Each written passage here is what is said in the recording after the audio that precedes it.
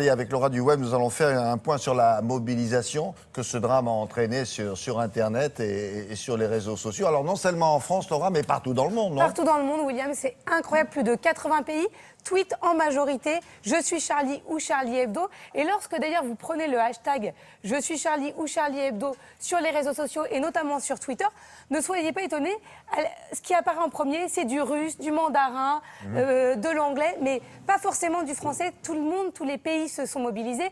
On a même une carte, William, assez incroyable de cette mobilisation. Regardez, ça, ce sont les tweets hier. Donc évidemment, en Europe, c'est la mobilisation la principale, mais partout dans le monde, et cette nuit, ça a continué énormément, notamment les acteurs américains se sont mobilisés.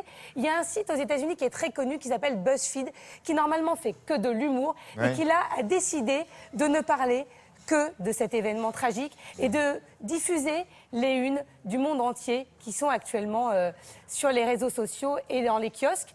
Les acteurs, il y a Alyssa Milano, Julianne Moore, Hugh Laurie, tous aussi ont retweeté et apporté leur soutien à la France. Et devant les ambassades de France, un peu partout aussi. Un peu partout dans le monde. Today we are all French. Cette image, vous pouvez la retrouver également énormément sur Twitter. Cette photo également où on appose des crayons face à des bougies.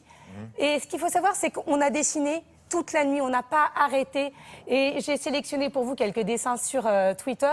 Mais où est Charlie, en reprenant le fameux jeu où il y a un djihadiste qui ouvre et qui dit la réponse est partout, vous n'avez aucune chance de gagner les mecs, aucune. Vous avez aussi les crayons du monde entier, c'est une dessinatrice libanaise. Et ainsi de suite, plein. Là, c'est le New York Magazine qui a publié ce dessin. Et celui-là aussi, regardez, c'est les canards voleront toujours plus haut que les arbres. Oui, l'envol de la liberté. L'envol de la liberté. Et celui-ci, qui est le dessinateur du Figaro, mort de rire pour la France, avec les quatre de ces personnes qui ont été abattus hier. Donc, ça se mobilise énormément. Si jamais vous voulez retrouver... Il y a Johan Sfar aussi, William, on a oublié de le citer, qui a publié un dessin, et Gueluc qui signe entièrement de son nom, Philippe Gueluc, avec une larme à la fin de sa signature.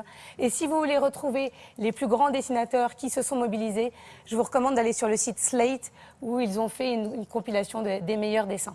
Merci beaucoup, Laura. À tout à l'heure. Dans quelques